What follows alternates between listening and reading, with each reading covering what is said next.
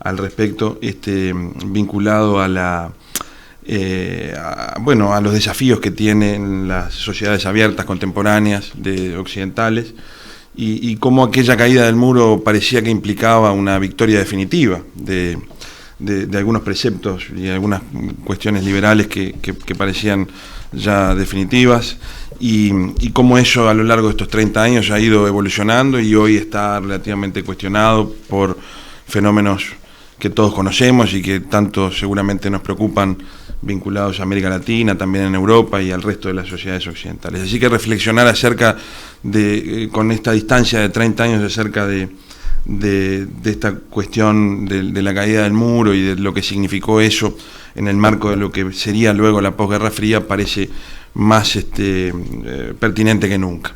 Así que agradezco entonces especialmente a la Universidad de Montevideo, disculpo a la doctora Carolina Serrano, que no nos acompaña por un pequeño inconveniente de salud muy pasajero, pero que también fue un poco el alma mater de la organización de esta instancia, así que la saludo para que quede la constancia de vida.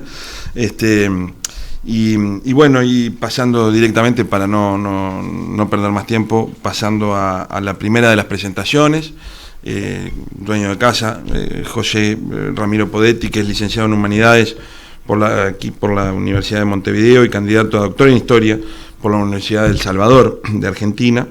Es profesora en las facultades de Comunicación, Humanidades y Derecho de esta universidad, y decano de la Facultad de Humanidades y Educación de aquí de la Universidad de Montevideo. Ha dictado cursos y conferencias en universidades de Brasil, Argentina, México, Venezuela, Chile, Paraguay y Ecuador, una vasta trayectoria. Ha dirigido tesis de licenciatura y participado en tribunales de tesis en las áreas de historia, de las ideas y de la comunicación, y también ha publicado Cultura y Alteridad en torno al sentido de la experiencia latinoamericana, de la editorial Sicus Buenos Aires, en el año 2014, y Visiones Uruguayas sobre Malvinas, una edición de fin de siglo del año 2016, entre otros libros y artículos, algunos de los cuales se encuentran disponibles en su página web, um.academia.edu/J. Ramiro Podetti. Es miembro fundador de la Asociación Uruguaya de Estudios Internacionales, de la Sociedad Rodoniana y de la Asociación Alberto Metol Ferré, e integra asimismo la Asociación Latinoamericana de Literatura y Teología, y justamente vinculado al tema que nos convoca, pero también a su pertenencia a la Asociación Metol Ferré, y nos ha preparado lo que descuento será una interesantísima ponencia sobre este tema que nos convoca: Huntington, Fukuyama y Metol Ferré, 3 miradas sobre la posguerra fría. Así que, Ramiro, gracias y adelante. Muchas gracias, Leonardo.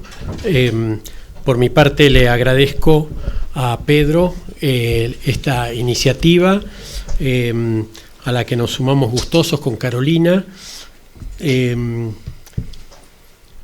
Lo que voy a hacer son algunas reflexiones sobre 3 autores que, desde el momento mismo de la caída del muro,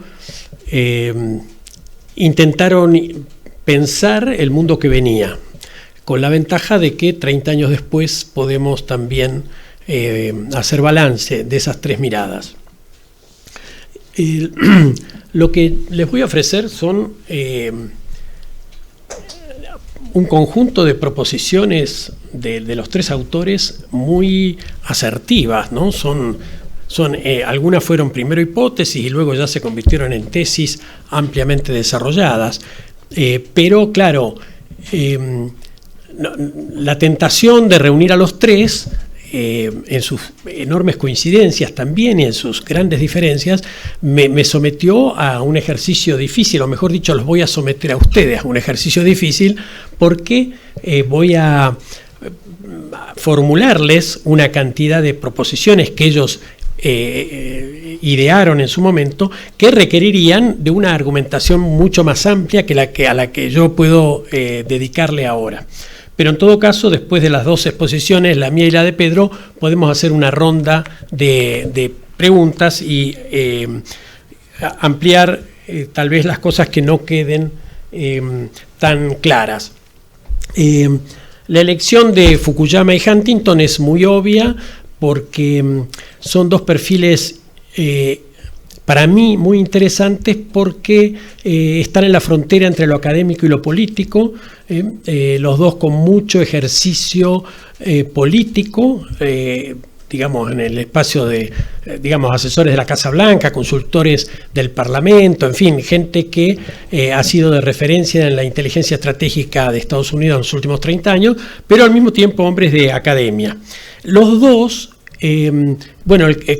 Fukuyama fue claramente el que primerió, porque en el mismo año de 1989, en realidad antes de la caída del muro, porque este artículo, El fin de la historia, es de agosto de 1989, es el primero que planteó muy provocativamente, también muy marketineramente, porque hablar del fin de la historia prometía vender bastante, no digo que ese haya sido su motivo, pero fue un leitmotiv acertado, de todos modos muy bien fundamentado por él,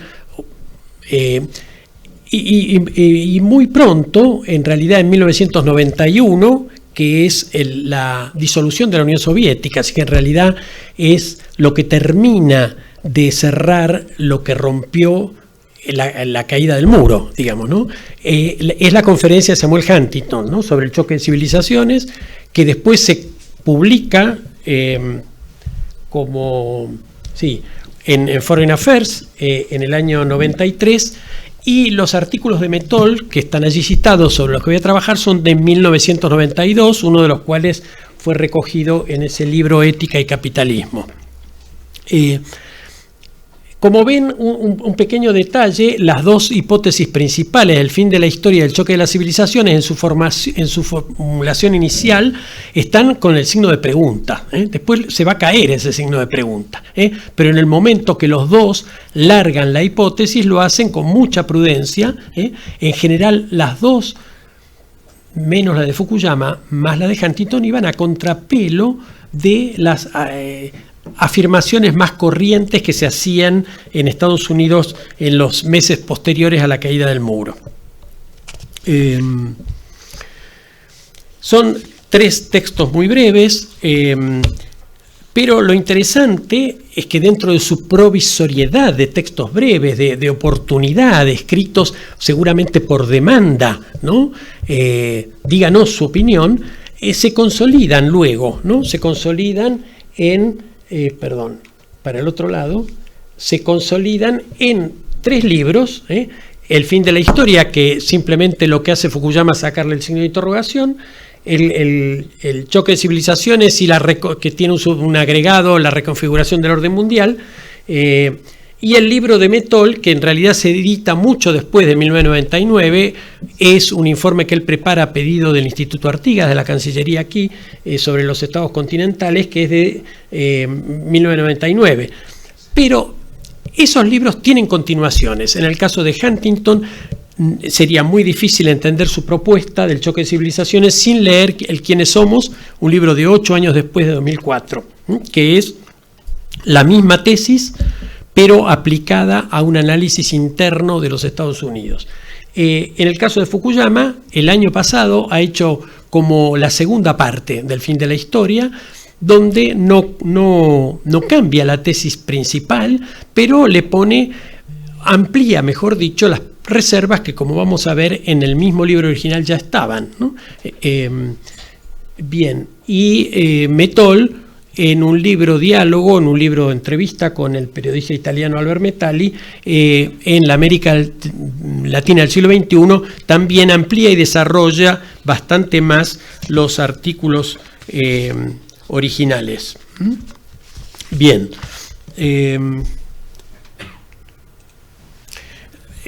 De una manera muy bruta, muy súper esquemática, como para hacer un contraste básico, diríamos que estas 3 lecturas del 1989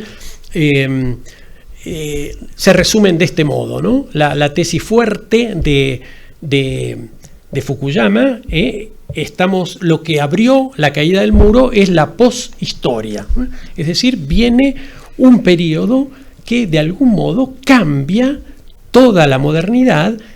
En ese sentido no sería tan novedoso, estamos acostumbrados a hablar de posmodernidad, pero también significa, en cierto modo, un corte en la historia que no tiene parangón desde el Neolítico. Es decir, esto es básicamente la tesis del fin de la historia, ahora la vamos a desarrollar, aunque vaya a haber muchos países, unos cuantos o tal vez la mayoría, por un periodo de tiempo que todavía estamos en la historia, todavía vivimos en función de las esperanzas escatológicas, las esperanzas de un futuro mejor, digamos. Hay un conjunto importante de países, los que están a la vanguardia, que ya han entrado en una etapa que va a cambiar por completo la naturaleza de sus relaciones.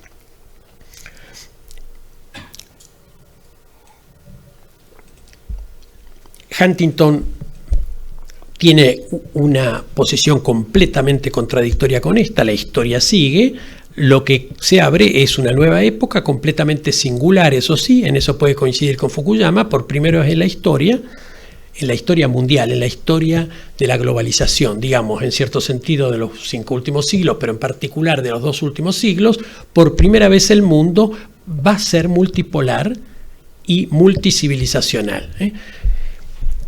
Eso tiene implicancias desde el punto de vista del rol de Occidente completamente diferentes a las que propone Fukuyama. Mettol lo que dice, lo que viene, es muy difícil de predecir, nunca sostiene los cambios históricos se producen con tal brusquedad que uno pueda ya definir lo que reemplaza a la etapa anterior. Lo único que podemos presumir son algunos signos de los que viene, pero mientras tanto vamos a vivir un interregno, es una categoría que él toma de Toynbee, muy conocida en el campo de la historia académica, digamos, y que consiste en que el mundo va a estar sin gobierno, ¿no? Es decir, piloto automático, va a ser un momento de mucha zozobra, de mucha conflictividad. No es el podríamos decir, el primer interregno mundial, ya aconteció entre 1914 y 1945, ¿no? Él explica por qué no va a ser un interregno bélico también, pero la realidad es que no podíamos predecir en ese momento si sobrevenía una vigencia de poder y de valores distinta a las dos que habían imperado durante la Guerra Fría. Bien, me detengo entonces un poquito en Fukuyama. Fíjense, esto pertenece al artículo, el fin de la historia todavía como pregunta. Es posible, dice, es posible que lo que estamos presenciando no sea simplemente el fin de la Guerra Fría o el ocaso de un determinado periodo de la historia, sino el final de la historia en sí. Es decir, el último paso, esto es la tesis básica, el último paso de la evolución ideológica de la humanidad y de la universalización de la democracia liberal occidental como forma final de gobierno humano. Esto tiene un larguísimo argumento, dicho así con esa sencillez, parece una cosa fácilmente de refutar. Si leen el fin de la historia van a ver que no es fácil de refutar. En el fondo, Fukuyama es un platónico. Lo que nos está diciendo lo que para Platón serían dos formas básicas de gobierno, para Fukuyama se transforman en dos formas del acontecer histórico. Pero digamos, el núcleo central de la tesis es que la democracia liberal y el capitalismo triunfaron primero sobre el absolutismo en el siglo XIX, triunfaron luego sobre los fascismos ya en el siglo XX y finalmente con la implosión, la disolución de la Unión Soviética, triunfaron sobre el socialismo marxista. Digamos, las tres alternativas significativas desde la historia moderna que podían y que de hecho competían por un modelo político, social y económico. No es solo esa la razón por la cual Fukuyama finalmente entiende que la democracia liberal y el capitalismo son el techo, digamos, ¿no? Pero es un argumento significativo desde el punto de vista de cualquier realista estudioso de la historia de las relaciones internacionales, le concedería que no se puede restar significación a ese proceso de triunfo paulatino y cada vez más amplio de la democracia liberal y el capitalismo. Sin embargo, no puedo aquí extenderme en la... Perdón.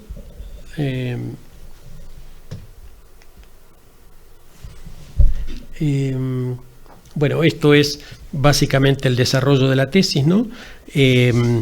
La parte optimista, digamos, la ilusión de Fukuyama es que los estados que van accediendo a esa etapa poshistórica viven una unión pacífica, ¿no? La República Universal Kantiana. Es un optimismo no iluso, es un optimismo fundado y argumentado. Lo que nos interesa acá, y vamos a ver coincidencias en esto con Mettol, no con Huntington, es esta cuestión de que en la poshistoria los conflictos ceden el espacio de la política y sobre todo de la guerra a la economía. Y lo que diríamos es que la poshistoria básicamente reduce los conflictos del viejo orden tradicional, políticos y militares, al orden puramente económico. Ahora, una parte muy, muy significativa del argumento de Fukuyama es sostener que en realidad la historia no se ha movido fundamentalmente por reivindicaciones económicas y sociales, por satisfacción de apetencias, de deseos, de necesidades, que lo que mueve principalmente la historia es la lucha por el reconocimiento. Esto es algo muy viejo de la filosofía política, viene desde Platón y Aristóteles, pero se actualiza de modo importante en Hegel, que es el maestro lejano de Fukuyama. La idea es que finalmente las reivindicaciones políticas son de una naturaleza superior y principal y anterior a las reivindicaciones económicas y sociales. Y las reivindicaciones políticas son básicamente la lucha de personas y de grupos por su reconocimiento, por su ciudadanía, por la igualdad ante la ley, por ejemplo, ¿no? Ahora, esta observación es sumamente importante porque lo que marca Fukuyama es que hay una contradicción entre esta universalización, creciente universalización de la democracia y la fragilidad o la falta de acompañamiento a ese proceso por parte del pensamiento político y de la filosofía política, ¿no? Concretamente, al auge, al desarrollo del relativismo, vamos a ver que también para Mettol esto es sumamente importante, que es en cierto modo la ampliación, la exageración de la tolerancia liberal. Lo que le sucede es que finalmente se pierde un consenso razonable sobre la naturaleza humana. Y entonces no hay forma de poner límite a esta reivindicación en la lucha por el reconocimiento. Esto que él plantea al final, ¿no? Esto abre la puerta a una exigencia hiperintensificada de reconocimiento de derechos, dicho en 1992, resulta una profecía de lo que está pasando. Él ya habla allí de la aparición de los derechos de los animales como una consecuencia de la pérdida de consenso sobre la naturaleza específica de lo humano. Y entonces, esto en realidad, si bien hemos llegado al fin de la historia, hay una falla que permite que esa lucha por el reconocimiento no se pueda agotar con la democracia liberal. Esto es la materia específica de este último libro del año pasado, Identidad, cómo la democracia liberal es capaz de reformularse de modo tal de dar satisfacción, con una medida razonable, a esta ampliación de la lucha por el reconocimiento. Voy terminando con Fukuyama. La duda que nos queda es si realmente lo que nos está proponiendo es el fin de la historia o el recomienzo de la historia, ¿no? Esto no lo desarrolla mucho, está en la última parte del libro, el último capítulo del libro, pero básicamente dice esto, ¿no? La experiencia sugiere que si no existe una causa justa por la cual combatir, entonces los hombres lucharán contra esa causa justa. Es decir, está hablando de un impulso al conflicto que no se resuelve finalmente solo con el reconocimiento. Lucharán meramente por luchar. Lucharán, en otras palabras, debido a un cierto aburrimiento, pues no pueden imaginar la vida en un mundo sin lucha. Y si la mayor parte del mundo en el cual viven se caracteriza por una democracia pacífica y próspera, entonces lucharán contra esa paz y esa prosperidad y contra la democracia, ¿no? Bien, vamos a pasar a Huntington. Trato de atenerme al tiempo que establecimos, de 20 minutos, media hora. Tú me avisas. Bueno, la tesis de Huntington, ¿no? Es decir, estamos acostumbrados a entender el mundo desde los conflictos ideológicos, desde los conflictos políticos, militares e incluso económicos. Él dice que todo eso no es que desaparezca, por supuesto va a continuar, pero queda subordinado a la cuestión de la identidad. Finalmente, las personas, los países, los estados se están agrupando en función de sus identidades civilizacionales. Los protagonistas del siglo, de las grandes potencias, digamos, el equivalente de lo que entendimos como las superpotencias del siglo XX, van a ser en realidad las grandes civilizaciones. Él hace una taxonomía allí que se basa, por supuesto, en historiadores de la cultura, etcétera. No es el mismo historiador. Y la conclusión, no me voy a extender en eso, es que hay 6 civilizaciones vivientes, y esas 6 civilizaciones, una de ellas es Occidente.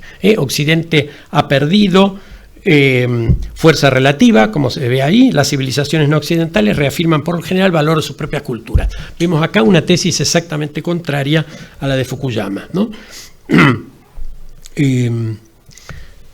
Bien. Lo más interesante tal vez de Huntington es su impacto, su recepción dentro de Estados Unidos, ¿no? Para esto hay que atender sobre todo al segundo libro, ¿no? Al Quiénes somos, los desafíos, que tiene un subtítulo, los desafíos a la identidad nacional estadounidense. Y si bien esos desafíos en gran parte se deben a la globalización, él sostiene la globalización combate las identidades primarias, y por lo tanto combate también la identidad primaria de los Estados Unidos, de la cultura anglo-protestante, ¿no? Él siente a la globalización como un enemigo, pero además él acusa, de un modo como no se había hecho nunca antes, el impacto de la inmigración hispana en los Estados Unidos. En cierto sentido, es sin duda la influencia lejana de muchas de las políticas de la administración Trump y de la campaña electoral con la cual llegó a la Casa Blanca, ¿no? Mostrando la perspicacia o la percepción de Huntington de esta cuestión, ¿no?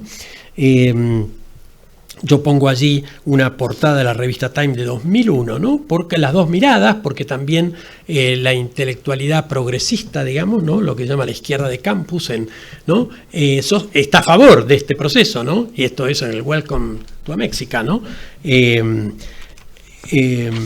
Bien, ¿qué es lo que ve Huntington en esta situación? Bueno, él dice, textual, esto es una frase textual de él: Estados Unidos está sometido a un auténtico asedio cultural. Estados Unidos, en el momento que le escribe el libro, 2004, ya dice, es un país bilingüe y bicultural. Si esto no se detiene, vamos camino de ser Canadá, un país anglo-hispano desde el punto de vista lingüístico, desde el punto de vista religioso. De allí a ser un país anglo-hispano desde el punto de vista cultural, falta por supuesto muy poquito, ¿no? Esta pregunta: ¿seguirá siendo Estados Unidos un país con una sola lengua y un núcleo cultural anglo-protestante? Si se solaya la pregunta, los estadounidenses aceptarán tácitamente que se convertirán en 2 pueblos, ¿no? Bueno, bien.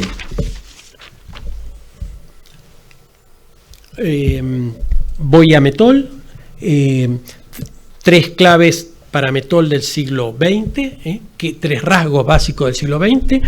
Culminó la formación de un solo sistema de interacciones históricas, la globalización, la mundialización. No hay más políticas locales, todos somos capítulos de una política. Las políticas nacionales son políticas provinciales dentro de una política mundial.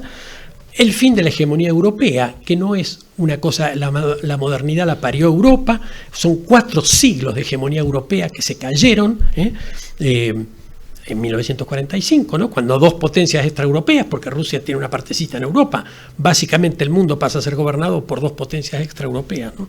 Y surge esa diarquía mundial, ¿no? O sea, uno ve este análisis y parte no tanto del 89, está hablando del 89, pero la reflexión previa indica que lo que ha sido disruptivo es el siglo XX, ¿no? El 89 es simplemente la consumación de este proceso. Bien. ¿Qué pregunta se hace Mettol? Se la formula explícitamente en ese artículo. ¿Ha surgido un nuevo orden internacional monolítico indiscutido del vencedor, como pasó después de Yalta, con Yalta, ¿no? Después del 45? ¿O por el contrario asistimos a un conjunto tal de nuevas incertidumbres donde entra en crisis el sistema de referencias anterior en su totalidad? Que esto ya adelanta lo que él va a sostener. El capitalismo, ni la democracia liberal, ni el capitalismo vencedores del 89 son la democracia liberal que conocimos, ni el capitalismo que conocimos. Entran en una fase diferente que de algún modo, esto no lo puedo explicar, es batería bastante de argumentar, se contaminan del materialismo de la otra superpotencia. Entonces, por eso dice él, estamos realmente ante un nuevo orden o ante un interregno, ¿no? ¿Por qué sería el primer interregno mundial? Por la sencilla razón, ha habido muchos interregnos, pero siempre han sido dentro de la historia local, aún, yo qué sé, el Imperio Romano, el Imperio de Gengis Khan eran imperios locales, ¿no? En el sentido de que no había una interconexión global de los procesos históricos que empiezan a unificarse en el siglo XVI, ¿no? Entonces nunca hubo propiamente un interregno mundial. Yo pienso que en rigor sí lo hubo, ¿no? Que sería el periodo 1914-1945, pero lo que interesa es que si cualquier interregno, cualquier periodo intermedio, un cambio de dinastía en las monarquías absolutas, ¿no?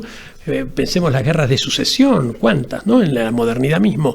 Si un interregno siempre ha sido riesgoso para cualquier estado y sobre todo para grandes estados, un interregno mundial implica vivir de sorpresa en sorpresa, prácticamente, ¿no? Y él dice por eso, bueno, pero los cambios no se producen nunca sin transiciones, y las transiciones son justamente eso, ¿no? No hay vigencias claras, el sistema de referencias no es como la primera impresión que uno tuvo, se cayó al mundo bipolar y queda un mundo unipolar, que fue, digamos, durante las presidencias de Bush, fue esa un poco la idea, digamos, esta después fue desmentida, ¿no? En los hechos, pero en esta percepción ya se veía que no era esa exactamente la respuesta a lo que venía. Lo que ve Mettol en este periodo que se abre, en todo caso del interregno, es un economicismo dominante. En esto coincidiría con Fukuyama, todas las oposiciones en el campo político, filosófico, religioso han decaído, y lo que domina es un economicismo, todo se explica desde la economía, y se convierte en el eje de cómo uno piensa el mundo. Lo que él se pregunta, ¿esto qué implica desde el punto de vista de la filosofía, ¿no? Y por eso yo digo, me parece, en definitiva, si de lo que se trata, no sé si es del fin de la historia o el fin de la filosofía, ¿no? Él dice así como el fin de la cristiandad acabó con la vigencia de la teología, si la caída del muro de Berlín y el derrumbe del marxismo, ¿no? La filosofía oficial del materialismo soviético, no implica un golpe también a la filosofía como tal. De hecho, esto coincidiría con muchas de las perspectivas posmodernas, ¿no? No han quedado todos los valores sin sostén en el aire, en el ámbito de lo inverificable, ¿no? Un poco el relativismo, y específicamente con respecto al liberalismo, él lo dice explícitamente, el liberalismo debe replantearse nuevamente su relación con la verdad. Sin hacerlo, las consecuencias pueden volverse funestas para la misma sociedad. El relativismo individualista y hedonista, en plena expansión, es incapaz de fundar de por sí ningún orden social. Más bien acarrearía la propia descomposición del propio liberalismo. Bien, ya terminando con Mettoli y con mi exposición, digo esto ya bastante más adelante, bueno, en su reflexión de 1999, él plantea algo que es más bien, digamos, siguiendo los términos de Fukuyama, de alguien que está todavía en la historia, no en la poshistoria, porque este libro es muy programático. Básicamente lo que plantea es, bueno, las Naciones Unidas han cumplido un rol, en fin, con muchas fragilidades y debilidades, pero por lo menos han logrado subsistir hasta aquí, a diferencia de la Sociedad de las Naciones, pero le falta el Senado. Es decir, la Asamblea está muy bien, pero falta un organismo moderador que no puede ser el Consejo de Seguridad. Entonces ahí está su propuesta de atender a las reconfiguraciones globales y la aparición de estados continentales, ¿no?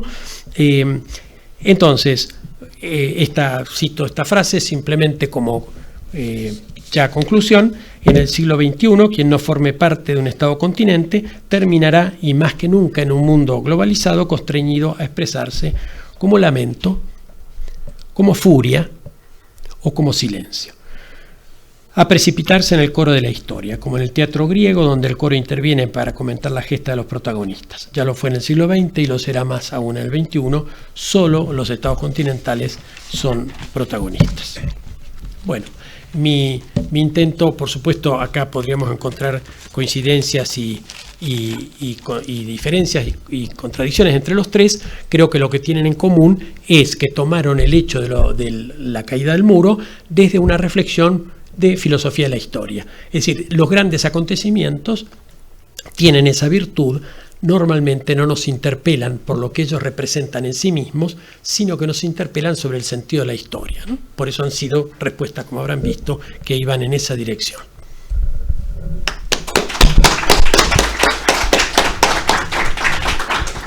Gracias, muchas gracias, Ramiro. Excelente y muy provocador, muy interesante para la reflexión, tus palabras. Presento ahora inmediatamente a Pedro Isen, que es director ejecutivo y cofundador de Sescos, un nuevo centro de estudios basado en Montevideo, aquí en Montevideo, Uruguay, que está haciendo sus primeras, pero no sin prisa, pero sin pausa, sus primeras incursiones en el mundo académico. Pedro es profesor de Historia Contemporánea de América Latina en el Departamento de Estudios Internacionales de la Universidad de Ort, en donde compartimos docencia, donde también dicta el curso El mundo anglosajón y los desafíos de Occidente. Es investigador del sistema de la ANI, del Sistema Nacional de Investigadores, y ha coeditado el libro Plebe versus Ciudadanía a propósito del populismo contemporáneo, editorial Biblios de Buenos Aires 2014, y otras publicaciones. Pedro ha sido coordinador del seminario quincenal sobre discusión teórica en el Departamento de Estudios Internacionales de la Universidad de Ort entre el 2012 y el 2018, y es candidato a doctor en Ciencia Política de la Universidad Católica de la Argentina. Es máster en Economía y Ciencia Política de la ESEADE de Argentina y es licenciado en Ciencia Política por la Universidad de San Andrés. Pedro, un placer que nos converses sobre esta cuestión, que la sociedad abierta en su laberinto, el misterio del muro de Berlín, a propósito de este coloquio que nos convoca. Muchas gracias, Leo. No sé si llegamos. Ahí llegamos bien. Bueno, es un honor para mí estar aquí. Es un agradecimiento especial a Ramiro, a Carolina, que nos encuentra en este momento, a la Universidad de Montevideo, por ser el ámbito para tan interesante discusión y debate. Le agradezco mucho vuestra presencia. En verdad, la cuestión de Berlín permanece presente para nosotros, para Sescos particularmente, para las sociedades abiertas contemporáneas, ¿no? Un punto de inicio es la pregunta sobre por qué no hemos usado y abusado de la experiencia reciente en Berlín. En un punto es sumamente paradójico. Tengan ustedes presentes que nosotros somos hijos de este periodo histórico y si podemos resumir en estas dos etapas, podemos ver que somos hijos de esta posguerra, donde particularmente del 61 al 89 y del 47 también en adelante, en ese mundo bipolar, hubo dos modos de vida estructuralmente opuestos que se enfrentaron de una manera que no había pasado nunca en la historia de la humanidad y que difícilmente vuelva a suceder, ¿no? Tengan presente que aquello acontecido en Alemania, particularmente en Berlín, en el escenario europeo, supuso la posibilidad de comparar en forma tan contundente dos modos de vida opuestos. Fue literalmente un experimento natural. Vieron ustedes que los cientistas sociales, que los filósofos políticos y aquellos que estamos en el terreno de las humanidades no podemos hacer, obviamente, experimentos naturales con personas. Los hacen los biólogos, los hacen los botánicos, eventualmente, al menos hasta hace un tiempo, lo hacían algunos con algunos animales. Yo recuerdo en la Universidad de Cambridge en el 2000, cuando estaba Tony Blair como premier británico, lo estuvo entre el 97 y el 2007, más o menos. Esto fue en el 2001-2002, se armó un fenomenal escándalo cuando la BBC sacó con una cámara oculta algunas cosas que sucedían dentro de algunos laboratorios de Cambridge, en donde había animales, generalmente ratas o monos, con las cuales se experimentaban, ¿no? Algo que mencionó recientemente en la presentación de recién el profesor sobre el nuevo papel de los derechos de los animales. Bueno, incluso hoy ya no podemos, y probablemente sea correcto, experimentar con animales. Sin embargo, hace muy poco, históricamente nada, los humanos experimentamos con humanos, ¿no? Y comparamos en el mismo espacio, en el mismo lugar, con el mismo clima, la misma lengua, la misma tradición, las mismas familias, con un muro de por medio, dos modos opuestos de vida, y en un punto los resultados fueron contundentes, ¿no? Fueron decididamente contundentes, y queda pendiente la pregunta sobre por qué nosotros no usamos y abusamos de ese experimento natural para generar hipótesis, para preguntarse y repreguntarse sobre cuestiones tan caras a la filosofía moral, a la filosofía política. Dos respuestas muy demasiado introductorias nos harían pensar que es algo demasiado reciente y a la vez contundente, ¿no? Históricamente pasó ayer, esto que los humanos dividimos una sociedad de iguales a la mitad, y 30 años después, o 28, vimos las consecuencias. Pasó ayer, y a lo mejor por eso no tenemos la suficiente perspectiva histórica para aprovechar de esa abominable decisión que tomaron algunos. Por un lado es reciente, por el otro lado, tal vez, lo hablamos el año pasado con Connie en otro evento al respecto, tal vez sea pero tan contundente que le perdimos interés. Cuando algo es sumamente contundente, si yo les digo 2 más 2 es 4, inmediatamente sabemos todos que 2 más 2 es 4 y perdemos interés en profundizar esa situación. Tal vez los resultados fueron de una contundencia tal que nos engañan a la hora de tener que volver allí y estudiar, yo creo, con mucha más profundidad sus implicancias, ¿no?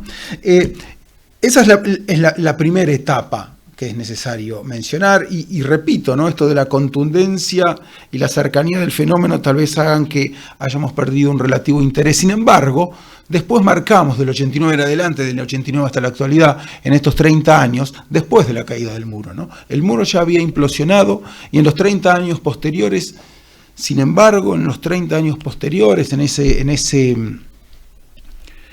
modelo donde la democracia liberal intentó universalizarse, donde la democracia liberal y el capitalismo tuvieron esa ingenua aspiración de convertirse en un universal, de devenir universal. Aún así, nosotros podemos precisar que al menos en el ámbito de lo material sucedieron cosas en estos últimos 30 años que nuevamente no pasaron nunca en la historia de la humanidad, ¿no? Si vemos algunos números, estuvo hace poco, creo que estuvo Connie, repito, a Connie en el público, fuiste a ver a Steven Pinker, a este formidable pensador, tan polémico, tan criticado, tan envidiado, ¿no? Fuiste a tomar un café con el genial Steven Pinker, que muestra determinados indicadores que a lo mejor los tomamos como dado, pero paso seguido parece que no tanto, ¿no? Y si nosotros comparamos en estos 30 años, la evolución de la pobreza, la evolución de la esperanza de vida, la evolución de la mortalidad infantil, la cuestión de del agua potable y una sucesión y una infinidad, una enorme cantidad de indicadores, vemos un avance, vemos un progreso, esta palabra tan particular y delicada, ¿no?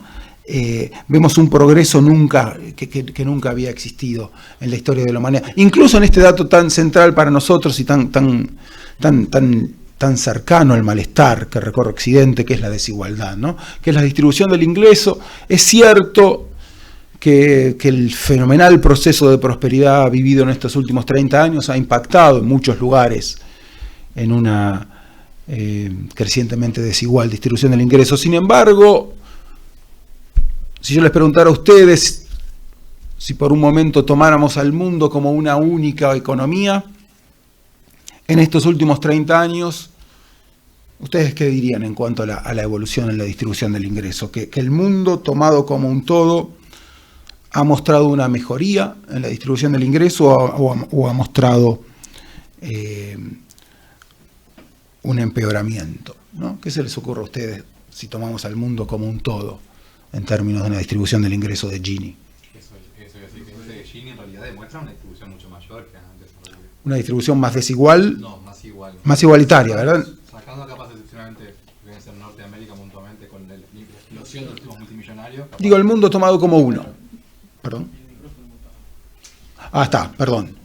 Sí, en verdad, ahora fue una pregunta retórica porque le iba a responder yo. Pero muchas gracias por tu... Claro, no, sí, efectivamente, no, en verdad tomando el mundo como un todo. Supongamos que hubiera un único país en el mundo y por ende en ese mundo podríamos pensar y podríamos comparar cómo ha evolucionado la distribución del ingreso. En estos últimos 30 años la distribución del ingreso en el mundo ha mejorado. Eso está íntimamente ligado a la salida de literalmente millones y millones de personas de la pobreza, particularmente en Oriente, particularmente en China e India, pero no únicamente allí. Y sin embargo, esta tercera etapa, después de la implosión, ese conmovedor y contundente acontecimiento en noviembre de 1989, donde aquel impactante experimento natural tuvo un resultado y una conclusión que la podemos tener todos a plena luz del día, y a esa etapa se le siguió esta segunda etapa de un fenomenal incremento en la prosperidad, básicamente de todos, por cierto de algunos más que otros, pero básicamente de todos. Sin embargo, ahora nos encontramos, paradójicamente o no, aquejados por un malestar que recorre Occidente, que recorre a las sociedades abiertas, y entonces tenemos que repensar, creemos nosotros, en Sescos aquí con dos investigadores, pero no solo con ellos, que podemos repensar Berlín como un fenómeno local que tuvo repercusiones universales, ¿no? Ese intento posterior a Berlín de universalizar la democracia liberal y el capitalismo ha fracasado, ¿no? Es cierto que en ese contexto en donde Berlín supone una clara y contundente superioridad material, moral y política de un sistema por sobre otro, en el intento posterior de universalizar ese modo de vida, la democracia liberal y el capitalismo, tenemos probablemente que solo una de esas tres dimensiones ha resultado exitosa, ¿no? La dimensión material, y entonces podemos ligar parte del malestar que recorre las sociedades abiertas al fracaso de la dimensión política en ese intento de universalizar ese particular modo de vida, ¿no? Entonces, paso seguido, ¿a qué lectura puede seguirse de ello, ¿no? Cómo repensar un lugar para el liberalismo, ¿no? Y es posible pensar que en estos tiempos difíciles la experiencia de Berlín contribuye a reposicionar al liberalismo como un modo de vida local valioso, después del fracaso de su aspiración universal, ¿no? En este evidente malestar que recorre a las sociedades, particularmente a las sociedades occidentales, este malestar, como les mencionaba, es cronológicamente posterior a estas dos etapas que les he mencionado, definidas y en un punto contundente. La Guerra Fría, que nosotros precisamos para nuestro tema, para esta presentación, de 1961 a 1989, y la posguerra fría, que la podemos situar entre 1989 hasta hoy, ¿no? Este malestar que nos agobia, les mencioné, repetimos, es paradójico, ¿no? Le sigue el notable triunfo material, moral y político del capitalismo y de la democracia liberal sobre el comunismo, y en segundo lugar, repito, le sigue a la mayor era de prosperidad de la historia, es decir, a aquella que va desde 1990 en adelante, insisto. Esta mayor era de prosperidad material de la historia, por cierto, tiene lugares en el globo en donde ha sido aún más contundente, pero todo el globo ha avanzado en la enorme mayoría de los indicadores socioeconómicos a los que podamos recurrir. Entonces, ¿cuáles son las razones del malestar con el liberalismo y con las sociedades abiertas? Citamos particularmente dos, no es que sean los únicos, pero podemos introducir dos para tocar uno en particular. Uno existencial, ¿no? Lo existencial está relacionado al pasaje de las demandas materiales a demandas inmateriales, ¿no? Cuando alcanzamos a veces un mínimo de certidumbres materiales, surgen otro tipo de humanas demandas, más complejas, cuyo incumplimiento a veces nos llevan a la frustración, ¿no? Esa es una de las razones, en un punto bastante evidente, para explicar el malestar que recorre a las muy prósperas sociedades occidentales en el presente. Otra, en cambio, me voy a detener en ella de la forma más rápida posible para que después podamos dialogar y discutir con ustedes. Otra de las razones de este malestar con el liberalismo, con las sociedades abiertas, la podemos relacionar a aquella aspiración tal vez demasiado ambiciosa que tuvo la democracia liberal y el capitalismo de consolidarse como valor universal, ¿no? En ese sentido, hay allí una reacción que ha devenido malestar y que podemos intentar profundizar, ¿no? Entonces quería hacer particular hincapié en la relación entre el malestar reciente y el fracaso del liberalismo en su aspiración universal. Por ejemplo, quería citarles al filósofo John Gray, ¿no? John Gray vive, por cierto, por suerte, en Londres, es un filósofo inglés, crecido en Oxford, salido de una clase trabajadora, que había desarrollado un pensamiento liberal y conservador, ha escrito muy interesantes biografías no personales, ¿no? Biografías intelectuales sobre Hayek y sobre Isaiah Berlin, ¿no? Ese otro gran liberal. Estuvo en una especie de nueva derecha, eventualmente ligado a Thatcher, cuando Thatcher llega al poder junto con el ligado al Institute of Economic Affairs, ¿no? Ese instituto conservador, liberal en Londres, en los 80. John Gray estuvo cercano a ellos, cercano allí, y desarrolló un sólido corpus para el pensamiento liberal. Sin embargo, empezó a desarrollar, particularmente después de la caída del muro, pero eventualmente incluso con algunos artículos anteriores a la caída del muro, una sistemática y creciente crítica al liberalismo, ¿no? Para Gray, el liberalismo en sus características esenciales, primarias, ¿no? Que son, es una filosofía basada en el individualismo, es una filosofía basada en la igualdad, es una filosofía basada en el universalismo y es una concepción meliorista, ¿no? Lo del meliorismo es la más, no sé si la más difícil o la más opinable de las cuatro características. El meliorismo supone una filosofía basada en la idea de progreso, ¿no? El meliorismo supone una filosofía que sostiene que este estado de cosas puede ser mejorable y que la condición humana en un contexto de prueba y error y en un proceso de descubrimiento puede encaminarse a un mundo mejor. Estas cuatro características que define Gray para comprender al liberalismo llevan inexorablemente a esta concepción triunfadora en Berlín a la búsqueda de una aspiración universal. Entonces nos dirá Gray que el liberalismo necesariamente tiene que ser universal y si no es universal no podrá ser nada. Y en ese contexto, con la caída del muro, nos dirá Gray que el liberalismo entonces sin esa oposición se encuentra desnudo y en su intento de universalizar ese modo de vida fracasa y al fracasar ya no puede retroceder, tiene que colapsar porque el liberalismo o es universal o no será nada, ¿no? Y en ese contexto está la crítica y está la posibilidad de introducir en perspectiva comparada y en retrospectiva lo que significa Berlín. Y lo intentaré argumentar de la manera más rápida y simple posible para poder discutirlo con ustedes. Entonces, repito, no quería hacer particular hincapié en la relación entre el malestar reciente y el fracaso del liberalismo en su aspiración universal. Para el filósofo John Gray, el Liberal Project ha fracasado, como les mencionaba, en su aspiración de posicionarse como único modus vivendi, ¿no? Como modo de vida universal. Y, como les mencioné recién, dado que no puede dejar de aspirar a universalizarse, su fracaso significa su colapso. En palabras de Gray, significa literalmente su muerte, ¿no? Habla de un liberalismo ya en los 90, que ha muerto. Sin embargo, la imposibilidad de universalizar al liberalismo permite intentar reposicionar sus virtudes localmente. Y ahí quiero recurrir retrospectivamente al ejemplo de Berlín y perspectivamente a un ejemplo que recorre una parte del mundo en este momento. Entonces, repitamos. Berlín fue un inédito experimento natural que explicitó la superioridad material, política y moral del Liberal Project, ¿no?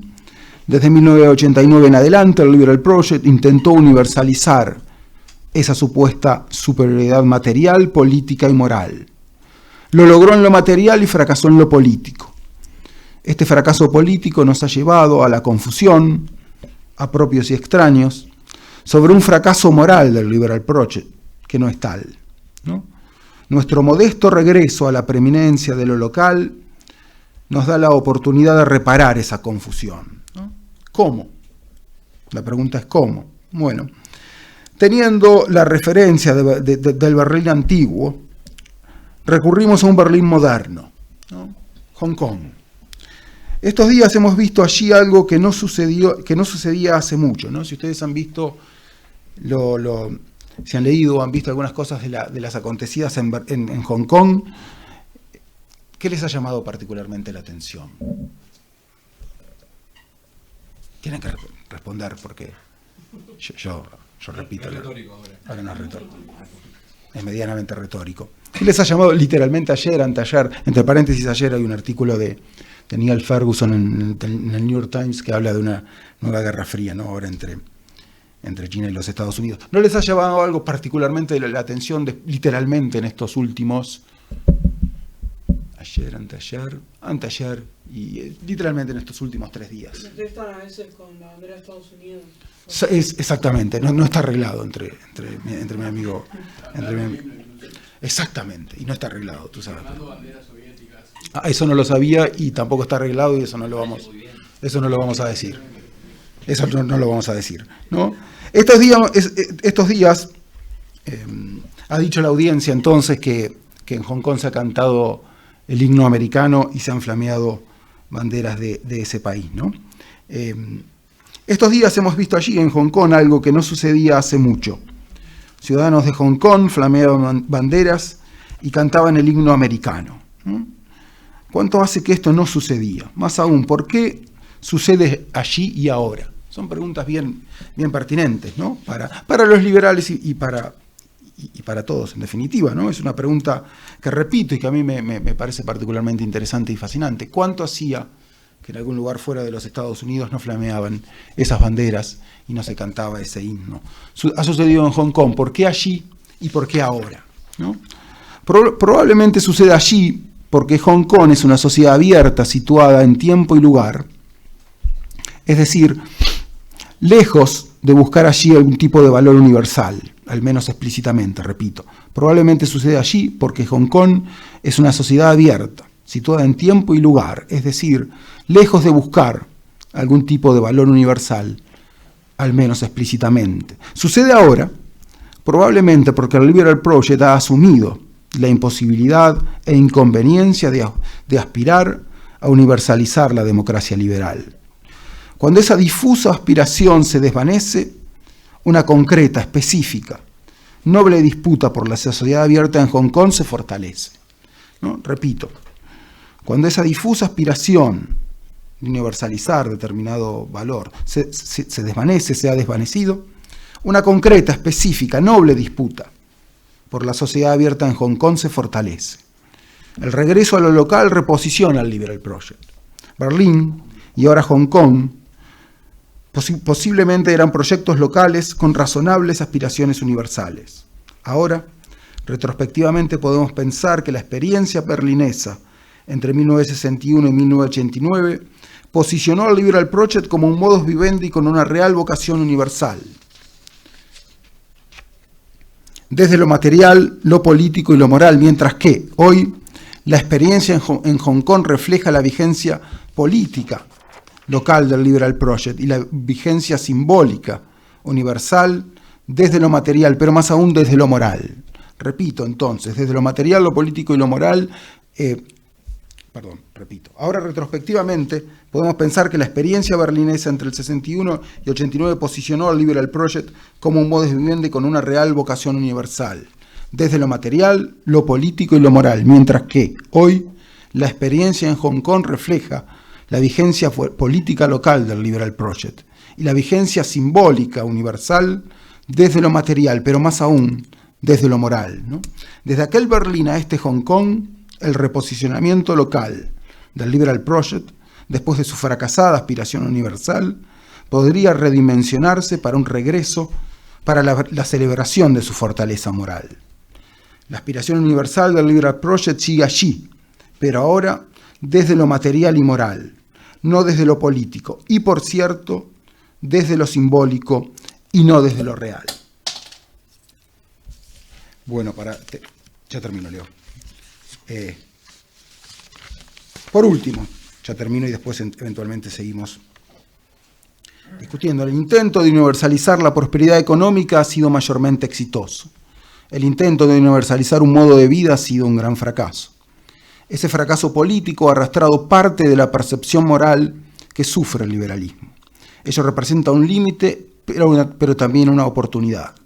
Reconocer la imposibilidad del liberalismo como aspiración universal para, desde lo local, celebrar el éxito material y la fortaleza política y moral de un modo de vida. En estos días, repito, asistimos a este ejemplo lejano y significativo. Estos sucesos en Hong Kong. Allí, en una comunidad definida, con personas intentando definir un modo de vida amenazado, redimensionamos, no paradójicamente, los valores universales del liberalismo.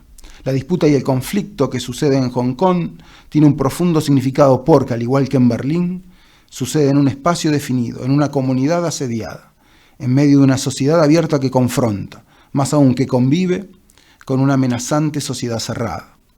Es desde esa manifestación local que es posible redimensionar y volver a celebrar el liberalismo como una aspiración universal, pero ahora desde lo simbólico. Hay en la celebración de lo ocurrido en Berlín entre 1961 y 1989 la íntima comprobación de un modo de vida cuyo éxito local tiene, ahora solo desde lo simbólico, una aspiración universal. Bueno, paro aquí, Leo, y podemos discutir sobre... Bueno, muchas gracias, Pedro. Interesante la simetría o la comparación entre la cuestión de Berlín y la cuestión de Hong Kong. Me parece que ayuda mucho a la reflexión. Bueno, queda abierta la instancia para comentarios, preguntas, críticas pocas en la medida de lo posible, pero bueno, también, ¿no? Tenemos acá la primera. Adelante. Quisiera preguntarle a los panelistas si es posible que nosotros en la actualidad estemos viviendo una posguerra fría o una guerra civil global. Por ejemplo, ¿en dónde y cómo? Tú dices. Posguerra fría, hoy lo que está pasando en toda América Latina, también en Europa, con los identitarismos, por ejemplo, en Cataluña, o los populismos de derecha. Bueno, lo de Hong Kong los podemos también agregar. Todo lo que tiene que ver con las primaveras árabes, fracasadas, todos los levantamientos que hay en general en ese sentido, todo el malestar que existe con los chalecos amarillos en Francia, bueno, en fin, todo eso. Si le podemos llamar Guerra Fría, posguerra fría, o si es una crisis, una guerra civil global. ¿Podemos agregar lo de Ucrania? Sí, me atengo un poco a algunas manifestaciones que ha habido este año acerca de que habría un cambio en este momento. En mi clase de Historia de las Ideas Políticas, que ahí tengo un alumno presente, recordará, en abril trascendió una conferencia de Kairon Skinner, después la echaron, que era la directora de políticas del Departamento de Estado, donde se atribuía un papel similar al del embajador norteamericano, no me acuerdo cómo se llamaba, que dio inicio a la Guerra Fría, que desde Moscú dijo: acabemos con esta comedia y preparémonos. Lo que dijo Kairon Skinner es que se acabó esa fantasía de la multilateralidad o multipolaridad, perdón, y lo que ya estamos es en una nueva Guerra Fría entre Estados Unidos y China, ¿no? Así que si hubiera que opinar sobre lo que en este mismo momento está pasando, me inclino por esa tesis. Pedro. Sí, yo respondería que no, ¿verdad? Y podría recurrir a los indicadores. Yo como amante de los indicadores, en este mundo donde hay una invasión de números, como por supuesto nunca antes, podemos citar a Pinker, ¿no?, que citaba antes, y Pinker muestra cómo entre 1988 y el 2018 la tasa de homicidios en los Estados Unidos pasó de 8.5 a 5.3 por 100.000, la pobreza de 12 a 7, la polución de 35 millones a 21 millones de partículas, y en el mundo, las guerras, en el mundo. En el 88, 23, ahora 12, en el 2008. Autocracias, 85 en el 88 y 60 ahora. Pobreza extrema, 37% en el mundo, 10 hoy. Eso es un número como para evitar caer en la tentación por cierto, de una sociedad crecientemente compleja, con diferencias, con conflictos, con disputas, con violencia, pero en un contexto donde, por ejemplo, la pobreza extrema en el mundo, insisto, del 88 al 18 ahora, el año pasado, pasó del 37% al 10%, las armas nucleares de 60.000 a 10.000, actos terroristas, ¿no?, con la lógica, la presencia cotidiana y la visibilidad del terrorismo, particularmente a partir del 11 de septiembre, en 1988 440 actos en Europa, en el 2018 328. La sucesión de números es impactante y el mundo, por cierto, es crecientemente complejo y hay disputas que parecen que son, en ese sentido, inéditas por su grado de violencia. Y si bien a veces yo recurro a Pinker como provocación, ¿no?, más allá de que la data es correcta, y es recién hablaba con el profesor Podetti, que yo les decía de una situación que pasa en la región en donde soy un poco pesimista, y él me decía, bueno, el pesimismo y el optimismo en verdad son, ¿cómo es, profesor? Son enfermedades de la son enfermedades no dijo eso, son actos de cierta holgazanería, ¿no? En verdad no, hay que ser más profundo y más perspicaz en vez de ser solo pesimista o optimista. Y en ese sentido, el optimismo de Pinker está rodeado de números y uno puede sopesarlo, por ejemplo, con críticas de John Gray y otros que muestran un mundo complejo, un mundo peligroso, lleno de incertidumbres. Pero en sí mismo posicionarnos y ver que en Libia pasa esto, que en Siria pasa aquello, que en América Latina pasa tal o cual cosa, y sostener que eso supone una guerra civil global, mi respuesta, con todo respeto, sería que no. ¿Alguien más? Connie.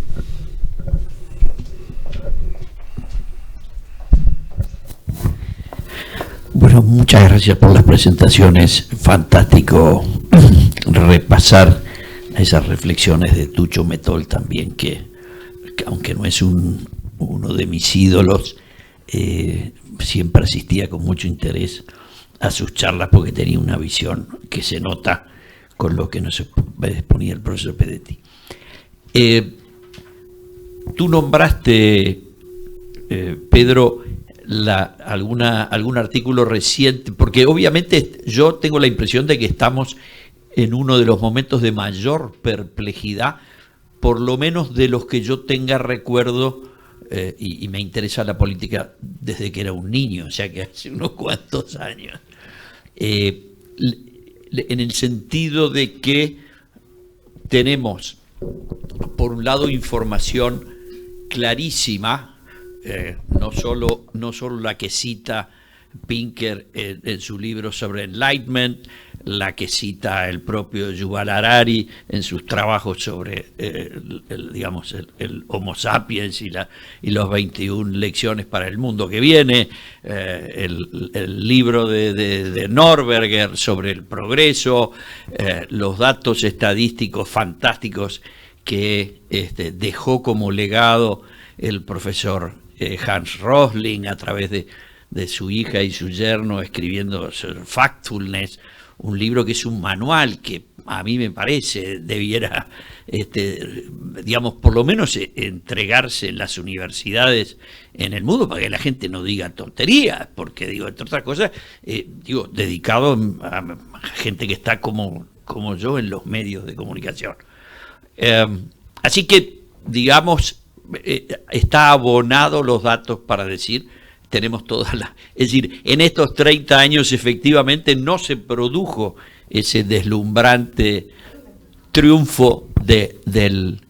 Pero, ¿qué está pasando en el mundo? Entonces, que las interpretaciones de Huntington, de Fukuyama y de Metol pueden o ayudan a interpretar lo que está pasando hoy en el mundo? Bueno, no estoy seguro si puedo responder a esa pregunta. Estaría muy orgulloso si pudiera responderla. Tal vez hubiera dicho otras cosas también que las que dije. Me da la impresión que a ver, voy a aclarar, ¿no? Porque acá hay diferentes estaturas. La traje a Metol acá porque ha sido profesor de esta casa durante muchos años y porque justamente ahora, hace pocos días, el 15 de noviembre, día de San Alberto Magno, hace 10 años que se nos fue. Y él fue un gran lector y de Fukuyama, de Huntington, de Brzezinski, siguió mucho la inteligencia estratégica americana. Yo creo que tanto Fukuyama como Huntington en una cosa acertaron, que las demandas del mundo que venía después del 89 no eran demandas que se resolvieran con la economía. Eso creo que sigue. Ahí hay una clave para... Hace un rato hablábamos de la situación de Chile, porque con Marita, mi esposa, estuvimos hace 15 días allá y volvimos perplejos, ¿no? Y sería un caso típico, ¿no? Donde me parece que lo que tiene, y algo de esto también dijo Pedro recién, ¿no? Me parece que Fukuyama da en la tecla cuando plantea la contradicción entre la tolerancia liberal y el relativismo, ¿no? Es una frontera muy difusa, muy difícil, un límite muy difícil de fijar, pero que lo estamos saltando con mucha frecuencia. Y entonces eso genera desconcierto. Eso yo alabo lo de Hong Kong. Es una cosa interesantísima de seguir.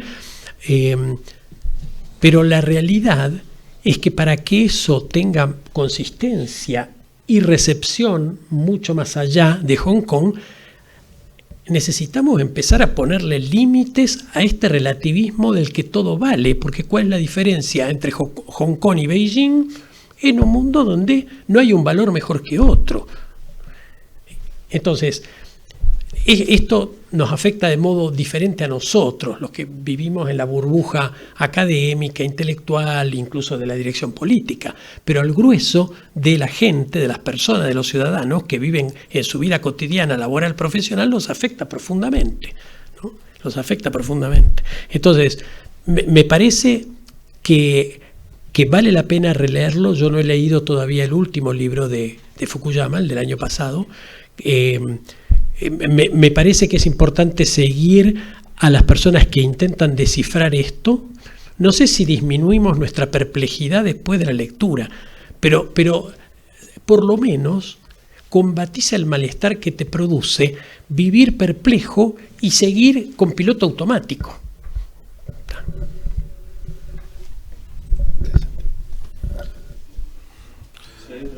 Sí.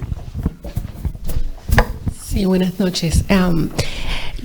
Obviamente en los años 90 Fukuyama y Huntington no podían tomar, no era un tema normal de hablar sobre el cambio climático ni nada de esto, pero ¿conoce usted si más recientemente ha revisado sus pensamientos tomando en cuenta lo que se dice que va a pasar muy pronto debido al asunto de la crisis climática? No conozco que en algún momento se haya ocupado de ese tema, Huntington. Más bien tengo la impresión que lo consideraba una cosa subalterna, que no era, por lo menos para los intereses de Estados Unidos, porque Huntington es un hombre que piensa en función de los intereses nacionales de Estados Unidos. No creo que él murió hace unos años ya, ¿no? Pero no creo que si viviera ahora cambiara su idea de que la cuestión que se mueve en torno al cambio climático va en contra de los intereses de Estados Unidos. Y entonces, con un criterio realista, ni pesimista ni optimista, con un criterio realista, no la tuvo en cuenta. Para él, la prioridad de los Estados Unidos era asimilar todo este proceso de la globalización y de la inmigración hispana de forma tal de garantizar que no cambiara lo que él considera el bedrock, ¿no? El cimiento de la cultura americana, que sería no muy largo de explicar, pero es bien interesante, que es la cultura anglo-protestante, ¿no? Y después. Vamos allá al chico. Se habló en la primera exposición, estuvimos hablando de la caída del muro, ese augurio por una evolución ideológica, esa universalización de la democracia liberal y la economía de mercado. Ahora bien, en la segunda, se habló de usar y abusar justamente de la evidencia empírica, ¿no? De esa enseñanza, de ese experimento humano que nos dio la caída del muro. Y también nos hicimos la pregunta, porque la hizo, si tal vez sea muy reciente esto para entenderlo, porque aún no se ha universalizado el liberalismo. ¿No será un tema más bien nuestro en América Latina? Porque teniendo en cuenta, por ejemplo, hace poco el Parlamento Europeo expidió una resolución equiparando al nazismo y al fascismo con el comunismo. Es una forma, creo, de avanzar hacia esa realización de un liberalismo que impere, ¿no? Comparando uno de los dos sistemas más genocidas y totalitarios que la humanidad haya visto. Entonces, ahora concluyendo, ¿cómo se haría para... El muro cayó en Berlín, pero ahora vemos la situación latina. El muro no cayó en la idiosincrasia latina. El muro sigue, hay un muro ideológico en América Latina. ¿Será pronto la caída del muro ideológico en América Latina? ¿Y cómo se haría eso?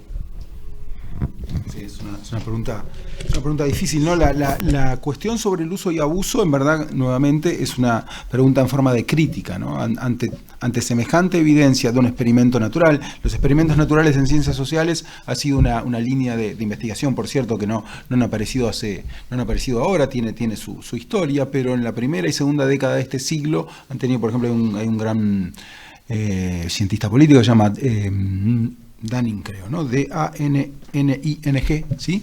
Que escribe sobre experimentos naturales, y hay otros sistemáticos trabajos sobre experimentos naturales buscando cómo las personas se comportan aquí y allá a lo largo del tiempo, en acontecimientos históricos, buscando la posibilidad de hacer un experimento natural, por ejemplo, entre los asentamientos de las 13 colonias americanas, una comparación bastante histórica y que a veces recurre a experimentos naturales con lo acontecido en Argentina.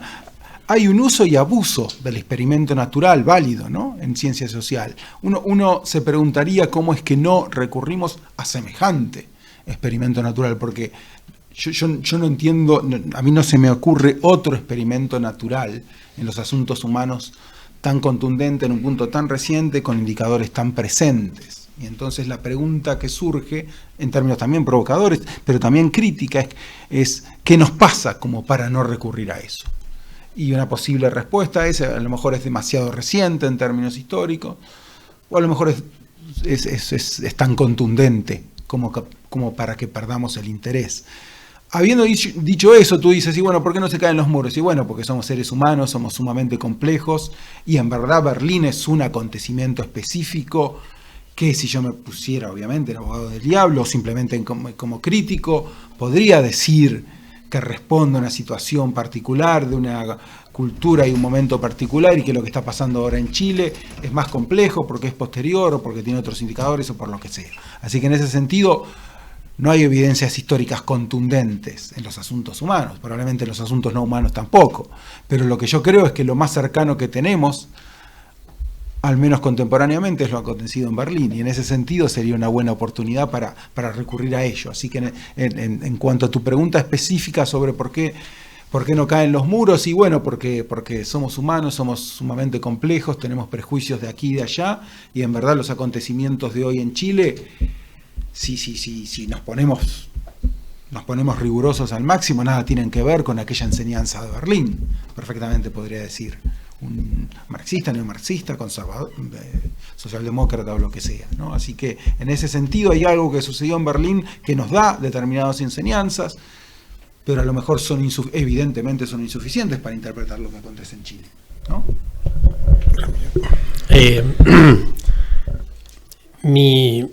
Voy a la segunda parte de la pregunta, lo del muro latinoamericano o los muros latinoamericanos.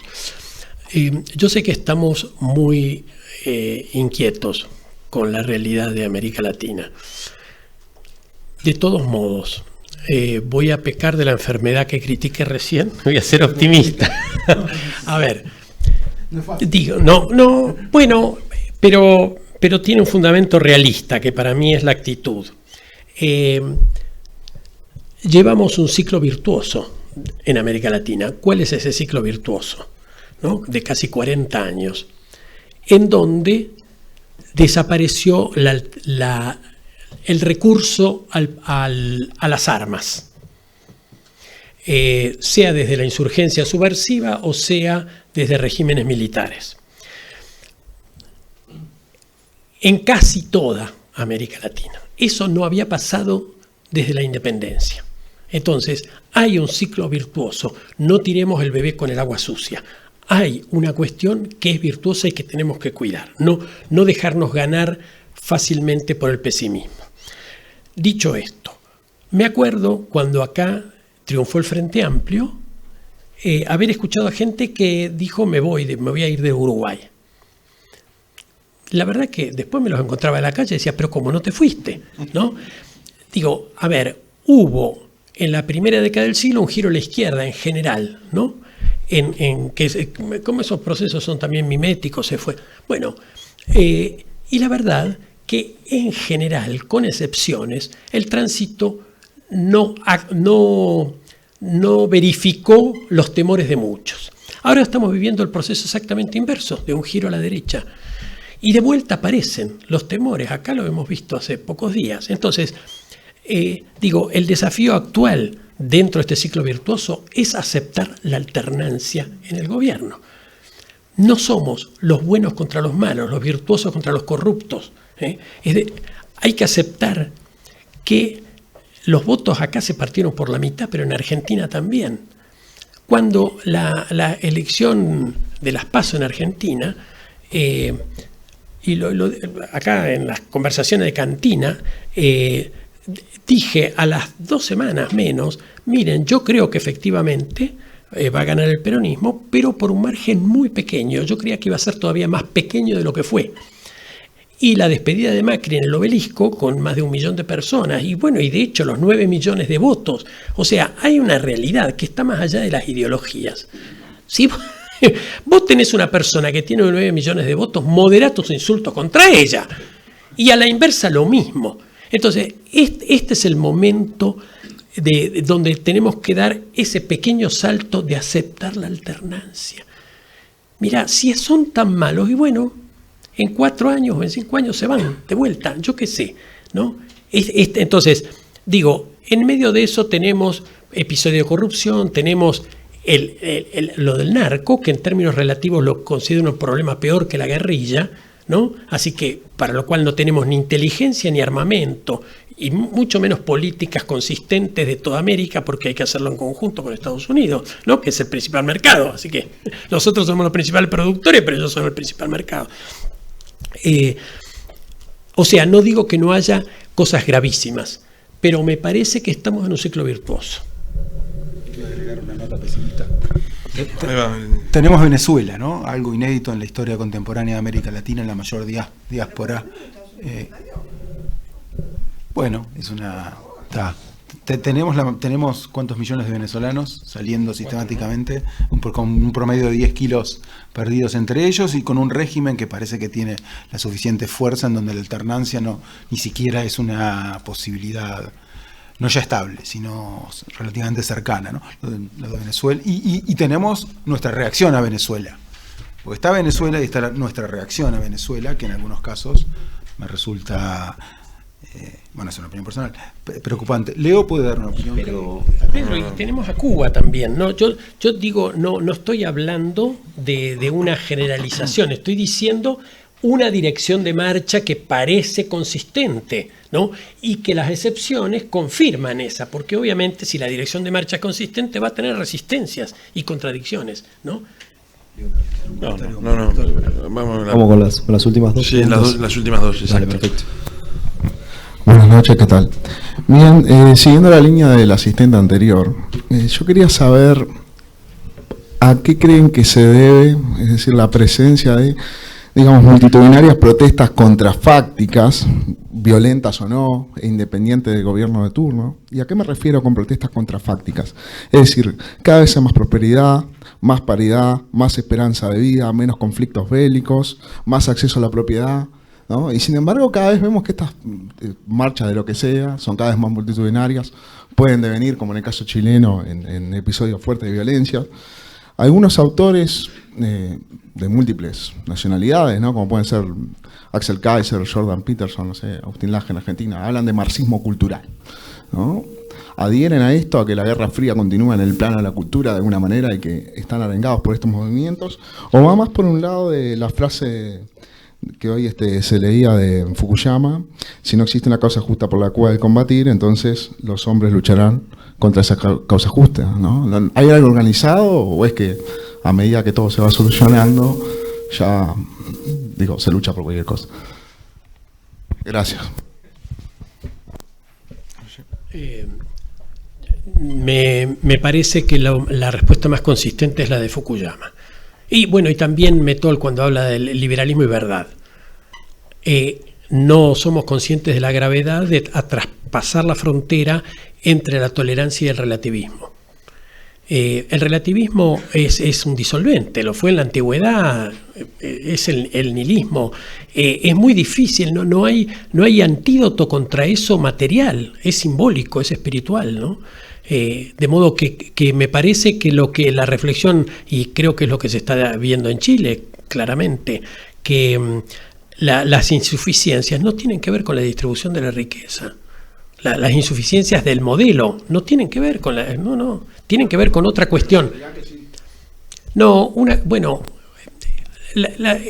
que se alega es muy complejo. Una cosa es los grupitos, sobre todo los violentistas, que están aprovechando este proceso, grupos organizados, y otra cosa es una manifestación pacífica de gente ciudadana que se muestra insatisfecha. Y yo hablaba hace un rato, nos trajimos con Marita, que nos pasamos una mañana en Chile fotografiando grafitis. Es interesante estudiar las diferentes reivindicaciones muy poco consistentes entre ellas, pero para entender qué es lo que pasa en esto. Es muy difícil responder lo que planteaste, ¿no? Obviamente es el interrogante del momento. Pero lo que digo es que me parece que tiene que ver con el relativismo. Mi respuesta va por ese lado. ¿Dónde ponemos un límite a la tolerancia? Está el señor y ahí sí, dale. Te damos la... Bueno, un poco sobre mi pregunta anterior, que quería decir una cosa. tú mencionaste el tema de Pinker, ¿no? Sí. A mí me hizo recordar, yo fui un buen lector, digamos, pienso, de Karl Popper. Karl Popper decía exactamente lo mismo, que nosotros vivimos un periodo de la historia que estábamos mejor, la humanidad en términos globales está mejor que la época del Imperio Romano, que la época de la Edad Media, que la época de Gengis Khan, que la época del hombre en el Neolítico. Eso es así. O sea, globalmente estamos actualmente, la humanidad está en términos globales mejor que muchas otras épocas de la humanidad. Pero eso no quiere decir que, inclusive más, mientras Europa estaba desangrándose en 2 guerras mundiales, estábamos mejor que en la época del Neolítico, en la Edad Media. Ahora, eso no quiere decir, ese optimismo liberal, eso no quiere decir que nosotros estemos ante eventos gravísimos, ¿no? Por ejemplo, o sea, nadie hubiera dicho, mirá, estamos viviendo en Europa desangrada, en la primera guerra que murió generaciones enteras, y no hubiera dicho, qué fantástico, igual estamos mejor que en la Edad Media. Eso es una especie de optimismo pueril, o es un optimismo frívolo. Porque cuando estás viviendo en un momento crítico en el mundo, ¿eso qué importa en términos globales? Entonces, me parece, la pregunta es, ¿no peca el liberalismo de una especie de optimismo frívolo? Sí, habría que definir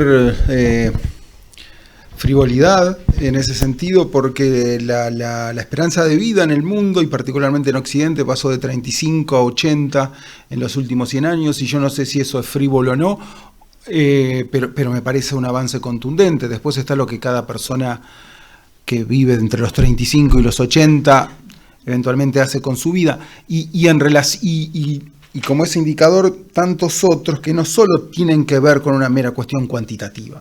Usted puede decir, bueno, en definitiva, desde la moral, vivir a lo mejor aquella época en donde se vivía 35 años, había una dimensión moral a la actual, en donde en Japón creo que ahora la esperanza de vida es 89 años, así que hay ahí una dimensión de una idea de progreso material y de progreso biológico que no necesariamente se complementa con el progreso moral. Hay un libro de John Gray al respecto, ¿no? Sobre el progreso y otras ilusiones.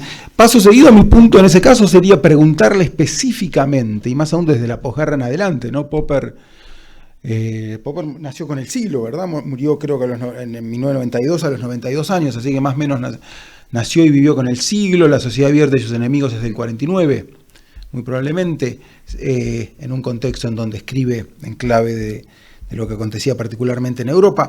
Lo que aconteció en Europa y en Occidente desde el 45 en adelante es cuantitativa y cualitativamente un punto de quiebre inexistente en la historia de la humanidad. Nosotros los optimistas, o a los que seguimos a Pinker, somos acusados, bueno, yo no soy seguidor de Pinker en términos acríticos, ni mucho menos, ¿no? Pero somos acusados de una superficialidad que en definitiva habría que sentarnos a discutir en qué consiste eso, ¿no?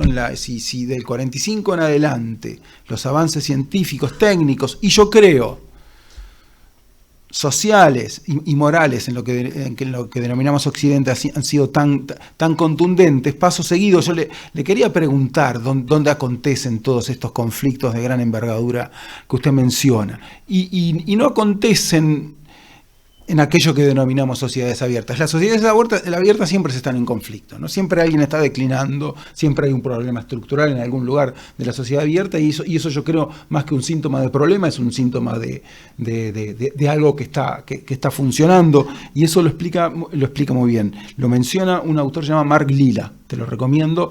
Habla con un señor llamado Michael Ignatieff, que es el dean de la Central European University, y hay un diálogo entre ellos en Hungría, justamente, donde estaba esta universidad que ahora se tuvo que mudar a Viena por los acontecimientos de público conocimiento. Pero esos conflictos que usted ve y esos problemas, más allá de la dinámica propia de las sociedades abiertas, que están en conflictos que generalmente solucionan, no siempre, pero muchas veces solucionan, yo esos grandes problemas los veo en las sociedades cerradas.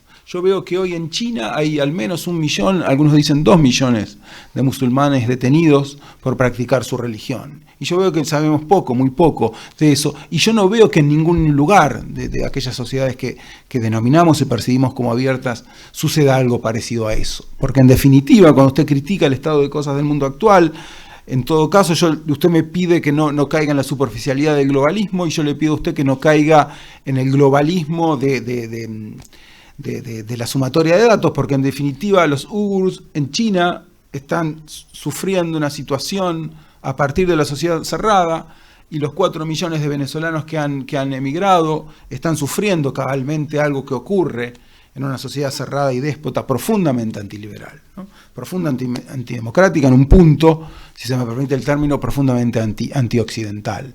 Así que en ese sentido de precisar, y yo entiendo su punto sobre la sumatoria de datos, el del 35 a 70, en cuanto a que supone un incremento en la esperanza de vida, pero que no supone necesariamente otras cosas, que puede suponer problemas por otro lado. Yo en ese caso le pediría a usted, ¿no?, precisiones sobre esa sucesión de conflictos recientes que ponen en cuestión nuestro optimismo, nuestro optimismo, entre comillas, ¿no? Porque yo, en verdad, estos grandes problemas de la sociedad reciente, de la sociedad contemporánea, lo veo particularmente en sociedades cerradas. Yo le pido a usted, en un punto le desafío que me diga dónde en una sociedad abierta pasa algo remotamente similar a lo que pasa en China, lo que pasa en Siria, lo que pasa en Saudi Arabia, lo que pasa en Venezuela, probablemente lo que pasa en Cuba. Y probablemente usted no encuentre un ejemplo ni mínimamente comparable. Así que ahí usted también cae en la trampa de la sumatoria, porque muestra un problema global que en definitiva uno puede precisar localmente y particularmente que acontece como tragedia y como problema en las sociedades cerradas, ¿no? Leo, ¿tú quieres decir algo? No, la última, Guillermo. Perdón, Ramiro. La última, la del estribo. Buenas a todos, muchas gracias. Mi pregunta más que nada es una reflexión pregunta y en el marco de los 30 años de la caída del muro. Como bien decía Pedro, las sociedades se construyen de esos microconflictos o conflictos también porque se animan a fracasar para poder progresar de alguna manera. Yo lo que quería un poco exponer y llamar a la reflexión y también pedirle su opinión es: ¿está el liberalismo de alguna manera pecando de no tener autocrítica desde la caída del muro, con un sobreoptimismo por una victoria o que pensó que iba a ser perpetua? Y ahora nos estamos encontrando con que esos microconflictos quizás ya son conflictos de mayor magnitud que ponen en tela de juicio también las democracias liberales, o que ponen también en un conflicto mucho más grande del que se puede controlar o contener para poder seguir sumando a al liberalismo como una forma, perdón la redundancia, más liberal de vivir en este mundo global. Diego, ¿querés contestar? No, tranquilo. En verdad, yo no te mencioné lo de Mark Lilla, perdón, que vuelvo un segundo atrás, y Michael Ignatieff, y lo que él dice en clave de la discusión están hablando sobre las sociedades abiertas, se llama Rethinking Open Society, y es bien interesante el proyecto de la Central University, la CEU, Central European University, ¿no? En donde Lilla dice algo así como: en verdad, la sociedad abierta fue pensada por Poppers y otros en un contexto en donde ellos eran hijos de sociedades cerradas. Entonces salían de esa situación y valoraban determinadas cosas que no necesariamente los hijos de esta sociedad abierta van a valorar. Así nosotros tenemos que pensar en clave de cómo los hijos de la sociedad abierta interpretan a la sociedad abierta. ¿Por qué es que necesariamente la van a tener que defender? En tanto son autónomos, son libres, viven en un contexto de democracia liberal y de sociedad abierta, pueden perfectamente preferir otro modo de vida. Y eso hay que procesarlo, ¿no? Así que eso yo te lo recomiendo particularmente a este señor que se llama Mark Lilla, y habla también de un tema relacionado a lo de Fukuyama sobre identity politics. Yo en verdad no sé cómo el liberalismo en tanto como tal no existe, ¿no? Ramiro, así que no hay un señor José liberal que va a articular una autocrítica. Así que en esa lógica, cómo el liberalismo podría articular una autocrítica, que entre paréntesis, por ejemplo, Ángel Soto, que falta hoy aquí, no está se encuentra en Chile y no pudo venir, entre otras cosas, por los acontecimientos que suceden allí. El otro día escribió algo al respecto y bueno, yo te lo puedo sugerir, leer y hablar con Ángel, que dice que en verdad nosotros, los liberales, fuimos de seminario en seminario en estos últimos 20 años,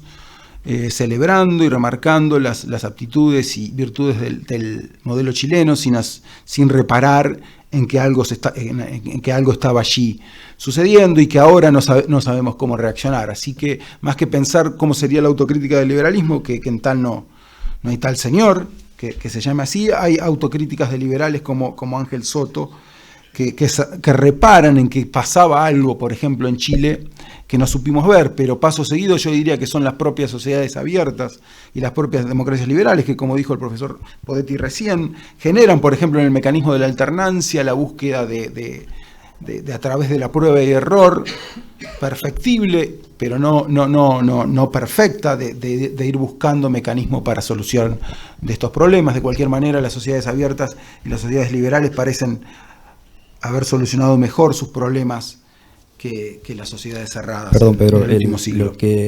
A lo que iba con la autocrítica es en estos últimos 30 años, si realmente el liberalismo no cayó en que estamos en una victoria permanente por haber derribado el muro, y que hoy el no haber asumido que esa victoria no había que seguirla defendiendo, era el gran desafío del liberalismo, hoy nos lleva a lo que estamos viviendo. Eso es un partido de fútbol más que ¿no? En verdad es una discusión de triunfadores y derrotados que en verdad no supone necesariamente algo complejo y profundo, pero que eventualmente en la cuestión de esta concepción victoriosa, simplemente que claramente hay un grado de superficialidad, ¿no? Y eso ha sido un problema. Ramiro. Perdón, yo creo que daba para seguir también lo que planteó Gastón. El compromiso que teníamos era terminar a las 8 y ya no lo podemos seguir extendiendo. Yo les quiero agradecer muchísimo el interés, la paciencia y nuevamente a Pedro por haber traído esta iniciativa tan rica, tan importante. Bueno, gracias a todos por la participación.